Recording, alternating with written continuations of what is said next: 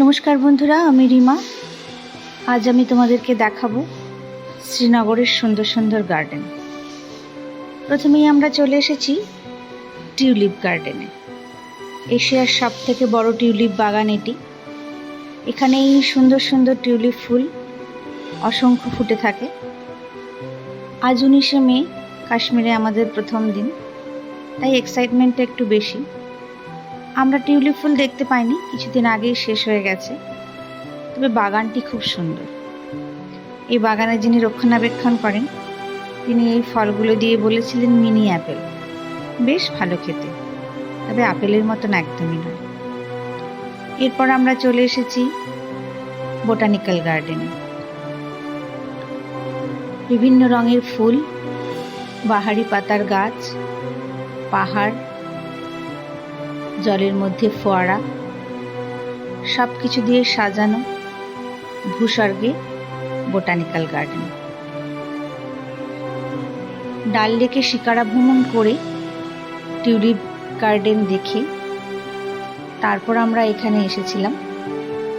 এখন প্রায় 6:30 পৌনে 7টা বাজে। সূর্য অস্ত যাব করছে। সেই পড়ন্ত আলোয় বাগানটা দেখো কি সুন্দর লাগছে। গাছের ওপার থেকে সানসেট দেখা যাচ্ছে, তবে সূর্যের এই আলো একদম নিভে যেতে, অন্ধকার হতে প্রায় 7:30 পৌনে 8টা বেজে যাবে।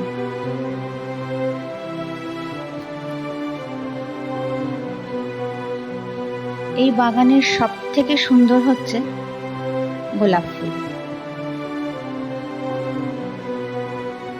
বিভিন্ন রঙের গোলাপ ফুলে ভর্তি এই বাগান।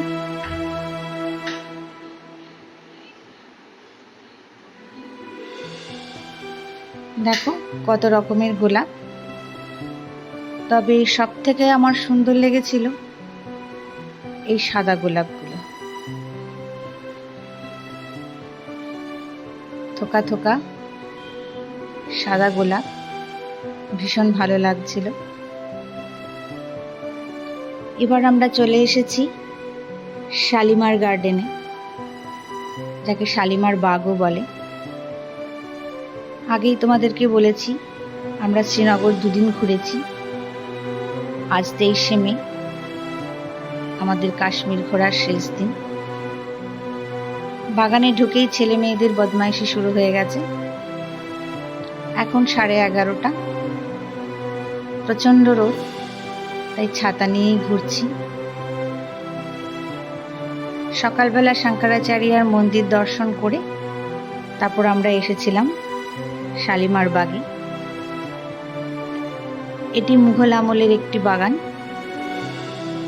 মুঘল সম্রাট জাহাঙ্গীর 1619 খ্রিস্টাব্দে তার প্রিয় রানী নূরজাহানের জন্য এই বাগানটি তৈরি করেছিলেন। অনেকটা জায়গা জুড়ে এই বাগান। এই বাগানেই কাশ্মীরের ট্র্যাডিশনাল ড্রেস পরে আমি নাচ করেছিলাম। আর ফোয়ারার ফটো তুলবো বলে এই নড়বড়ে পাথরগুলো পার হয়ে চলে গিয়েছে একদম সামনে। আর এই হচ্ছে চিনার ট্রি, চিনার গাছ আর তার পাতা, কাশ্মীরের বিখ্যাত চিনার পাতা। হ্যাঁ, যেটা বলছিলাম, কাশ্মীরি ড্রেস পরে এখানেই নাচ করেছিলাম বুমরো।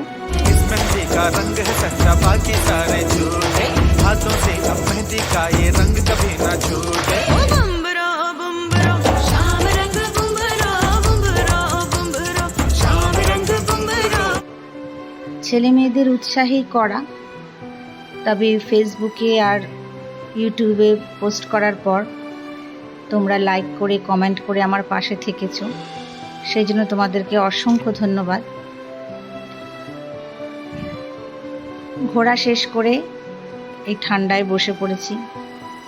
কাশ্মীর ঘোরা শেষ হয়ে গেল, মনটা সবারই একটু খারাপ, তাই এখানে বসেই গল্প করছিলাম।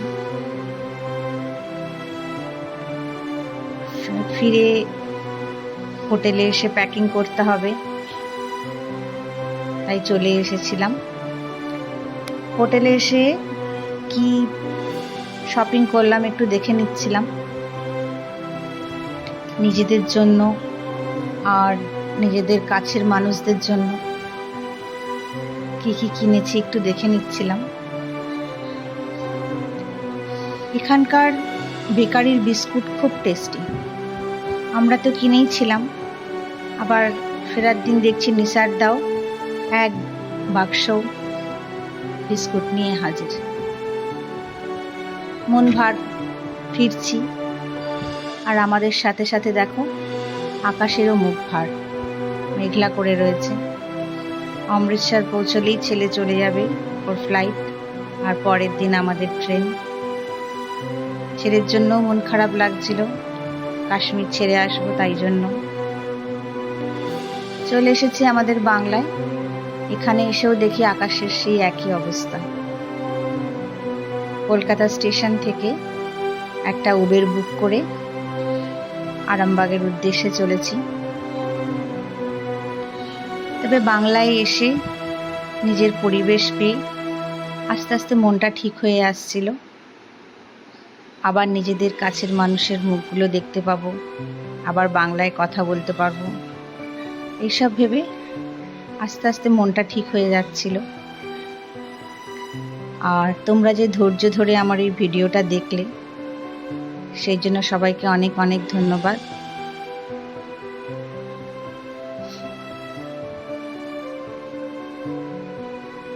পাশে থেকো, লাইক, কমেন্ট, সাবস্ক্রাইব করো।